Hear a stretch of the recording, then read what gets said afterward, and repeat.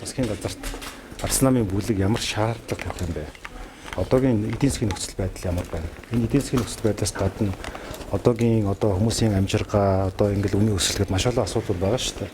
Тэгэхээр өмнөх засгийг бол болохгүй ингээд хамтарсан засгийг буулгасан учраас гарах гэж байгаа засаг нь бол ямар шалгуураар бүрдэх юм бэ гэдэг дээр бол манай бүлэг хуралдах байх гэж би ойлгож байгаа. Нэг ихэнх гишүүдийн байр суурь бол засгийн газар бол цомхон байх хэрэгтэй гэж үзэж байгаа. Хэмнэлттэй байх хэрэгтэй гэж үзэж байгаа. Мэдээж бас энэ улс орны хэмжээнд тулгамдсан асуудлуудыг яаралтай шийдэх тэр дотроо эдийн засгийн асуудал, мэдээж бас нийгмийн суурь асуудлуудыг яаж шийдэх вэ гэдэг дээр бас бүлэг асуудлыг авч үзнэ гэж харж байгаа. Зандмш тэр даргын асуудлыг авч хамтарсан цаашдын засгийн газрын бүтэц бүрэлдэхүүн яаж ажиллах вэ гэдэг агуулгыг хуралдана гэж байна. Даргын асуудлыг танилцуулаагүй, хэлэлцээгүй гэдэг агуулгаар давж цаатлыг процесс явагддаг байхад яагаад энэ асуудал гэж бодож байгаа вэ? Яг би бас хэвлэлээр мэдээлэл авсан. Монгол Улсын ерөнхийлөгчид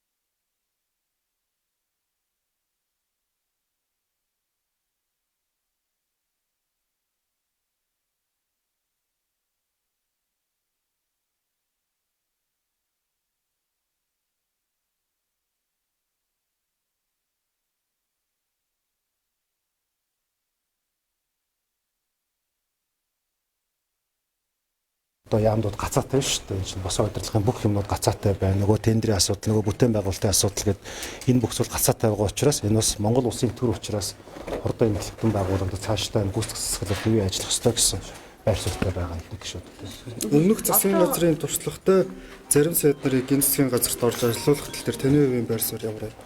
За энэ бол эрх баригч нам өөрсдөө засгийн газраа эрхэм бүрдүүлэхээс хамаарна. За ер нь бол 2024-өөс 28 оны өмнөх засгийн газар бол хурдтай хөгжлийн төлөөх зориг гэдэг хөтөлбөрийг дэвшүүлсэн 578 зүйл заалттай.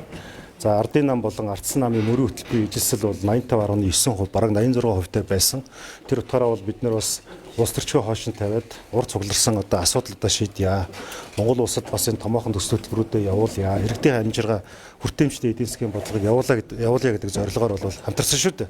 За харамслаа энэ хамтрал бол зөв бусаар зогссон. Өөр нэгэн улс төрийн намын дотоод хурал дээр энэ асуудал уг нь бол орлогын нотол гэдэг асуудал маань явсаар байгаад Арслан намын буруу болоод сүүлдээ Арслан нам болохгүй байна гэдэг зарчим болцсон. Тэгээд дараад нь бол энэ ерхий сайдын огцруулах асуудал дээр бол Арслан нам байр сууриа илэрхийлсэн бөгөөд санал хураалтанд оролцоогүй. Одоо харин бол нөхцөл байдал бол ингээд өрнөд явж байна. Бид бол шинээр бүрэлдэх засгийн газарт бол өмнө хэрэгжүүлжсэн сайн бодлогоодыг бол явуулах ёстой. Гэхдээ энэ дээр гол хөндөгдөж байгаа асуудал бол ирэмбийн асуудал гэж харж байгаа. Ирэмб гэдэг маань юу гэсэн үг юм бэ гэхээр жишээлбэл та бүхэн санаж байгаа төсөв данхааж орж ирээд ерөнхийлөгч хориг тавьсан тийм үү. Тэгэд хөрөнгө оруулалтыг 20%-аар тансан шүү дээ.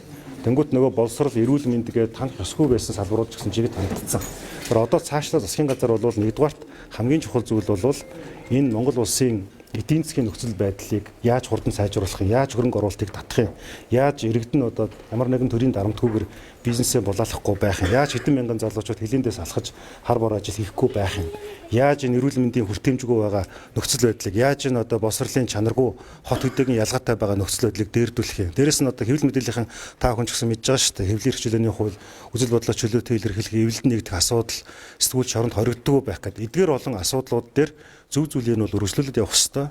Мэдээж нийгмийн анхаарал татсан шүүмжлэлтэй зүйлүүд дээр ч гэсэн давхар хандах хэрэгтэй. Би зүгээр хувь хүнийхээ байр суурийг хувьдах юм бол ерөнхий сайдаас гадна 23 сайд, нийтдээ 24 сайд байгаа. Энэ бол яа харахгүй данхар байсан. Тэм учраас үүнийг бол нэг 15-аас 17 сайд руу буулгах бүрэн боломжтой гэж харж байгаа. Дээрэс нь бол энэ албан тушаалын чиг үүргийн давхардлуудыг арилгах ёстой. төр эхлээд энэ гүйцэтгэл өөрсдөө данхар бүцээсээ татгалзах хэрэгтэй гэж харж байгаа. Тэр утгаараа бол нэгэнтээ ардсан намгүйгээр цаашаад хамтарсан засаг байхгүй зүгээр яг нөгөө хүн намчид юм уу бусад одоо үндэсний эвсэлчд юм уу ороод явахыг үүсэхгүй. Гэхдээ энэ тохиолдолд яавч бид нар бол энэ данхар бүтцийг дахиж одоо өргөжлөж болохгүй л гэсэн ийм итгэл үнэмшилтэй байгаа. Өнөөдөр бол цаг хугацаа хангалттай байлаа шүү дээ. Ягаад бүлгийн хуралдаа яалтаа шийдвэр гаргаад ингээд хурдаж болоо гэж дахиад ягаад нэгтгэж хуралдаар болчихж байгаа. Сая өнөөдөр бол завсарлуулаад буцаад ороод дахиад одоо бас нэгтгэдээ ер нь хуралдаа гэдэг. Бүлэгдээ яалтаа ерөнхий сайдад томилох шаардлагатай цаг алдаад байхад. За би эндээс нэг л хариулчихдаг.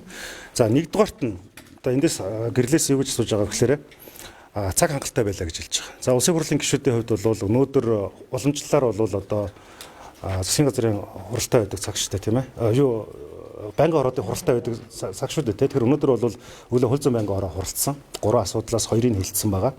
За тэгээд үдээс хоошдоо өдрийн цагны цагийн дараагаар л одоо энэ хурал болох гэж байгаа мэнэ гэсэн мэдээллүүд яваад байсан л да. Тэгээд яг хурал нь болох гээд байгаа юм уу, болохгүй байгаа юм уу гэдэг нь тодорхойгүй байж байгаа л үдээс хоошоогоо бүлгийн хурал 4 цагаас дараад нь төрийн байгуулалтын банкны орооны хурал 7 өнгөрч явахад эхэллээ.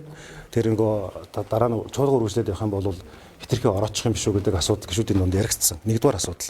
Хоёрдугаарт энэ бол одоо ардсан намаас болоод туцлаад хойшлоод байгаа асуудал байхгүй. Улсын хурлын даргын дэрэгдэх зөвлөлөөс сая ороо дөнгөж саяхан нэг 10 минутын өмнө пүрэв гаргийн өглөө одоо чуулганаа хийгээд чуулганаараа энэ асуудлуудыг оруулъя гэсэн зүйлийг хэллээ. Тийм учраас бол ардсан намын бүлгийн хурал дээр бол ямар нэгэн асуудал гараагүй. За хоёрдугаар таны эндээс асууж байгаа асуултан дээр бол ардсан намын бүлэг дээр ч гэсэн ямар нэгэн одоо зарчмын зөрүүтэй ч юм уу үл ойлголцох асуудал гарсангүй.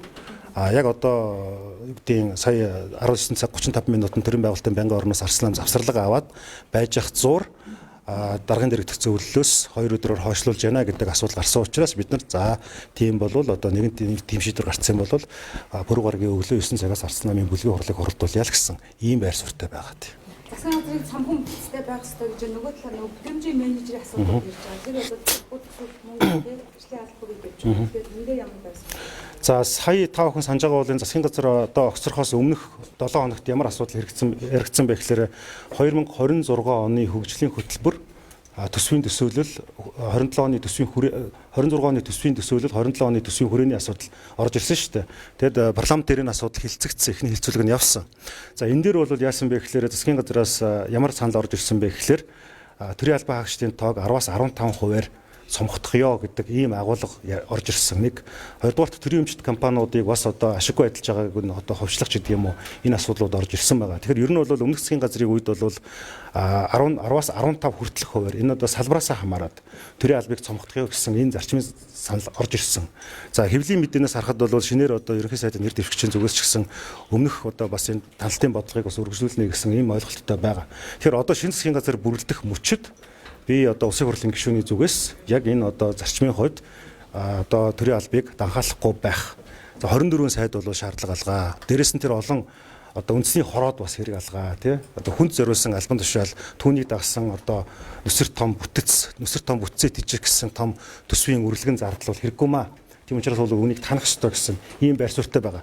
За хоёрдугаарт нэг чухал зүйл байгаа. Би урд нь бас хэд хэд удаа мэдэгдэжсэн. Үндэсний аюулгүй байдлын үзэл баримтлал гэж байгаа. 2010 онд батлагдсан. За 2020 он хүртэл зарим зүйл залтууд нь үйлчлэх ёстой байсан ч гэсэн үйлчлээгүй. За энэ дээр яаж яана гэхээр улсын төсвийг аудит хянах ёстой байдаг. Гэтэл улсын төсвийг аудит нэг бүрчлэн хянах чадахгүй байдаг. Яагаад хянах чадахгүйсэн гэхээр энэ одоо хянах аргачлал нь тодорхойгүй гэсэн. Энэ аргачлал нь байхгүй өөрөлдвөл аудитэд улсын төсвөг нийцж байгаа хэсгийг хянаж чадахгүй болохоор төсөвдөх хөрөнгө оруулалтын ирэмт тодорхойгүй байгаад байна.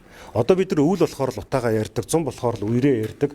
Өөрөлдвөл улсын асуудал нь яаж нэхлээрээ улирлын чанартай болцдог. Тэгээд нийтээрээ санаа зовхороо хямраад нэг баахан судалгаатай судалгаагүй шийдвэр гаргацдаг байж болохгүй маа.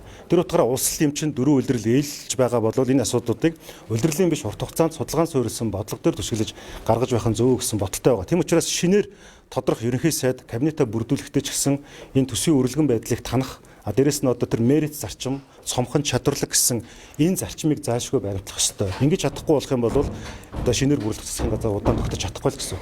Замдын шийдвэр даргын хувьд бол өнөөдөр нөгөө улс төрийн намын бүлгүүд болон зөвлөлт олж танилцуулга хийсэн. Танай бүлэг дээр орсонгүй, хүлээж авсангүй юу эсвэл За миний мэдж байгаагаар бол ямар нэгэн бүлэг дээр ерөнхий сайдад нэр дэвшигчийн зүгээс одоо орж мэдээлэл хийх тийм мэдээлэл аваагүй. Нэг. Хоёрдугаарт нь магадгүй бүлгийн дарга дарагт хэлсэн байхыг үгүйсэхгүй. Би бол энэ талаар мэдэхгүй байна тий. За баярлалаа.